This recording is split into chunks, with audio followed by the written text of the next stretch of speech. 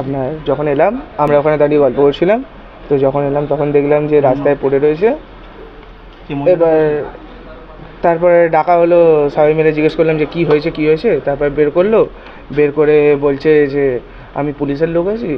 তারপরে রক্ত ভর্তি ছিল, ওই জন্য গায়ে হাত পায়ে জল ঢাললাম, ঢেলে বললাম যে চলে যাও হসপিটালে নিয়ে চলে যাও। বললো কোথায় নিয়ে যাবো? বললো হাওড়াতে নিয়ে চলে যাও। বলছে হাওড়াতে নিয়ে গেলে কেস হয়ে যাবে, প্রাইভেটে নিয়ে চলে যাবে। এটা কখন আছে? এটা এই মোটামুটি 1 ঘন্টা আগে। কতজন ছিল? 4 জন ছিল। 4 জন? চারটে ছেলে না মেয়ে ছিল? একটা মেয়ে ছিল, 3টে ছেলে ছিল। কার গুলি লেগেছিল?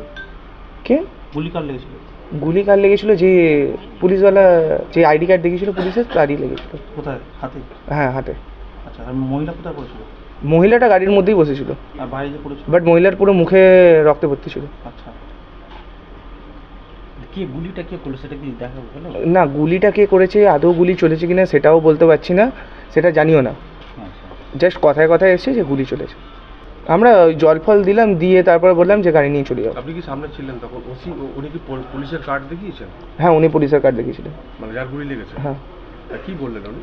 উনি বললেন আমি পুলিশে আছি, ম্যাটারটাকে বেশি বড় করো না, ছেড়ে দাও, তোমরা চলে যাও, আমরা বুঝে নিচ্ছি।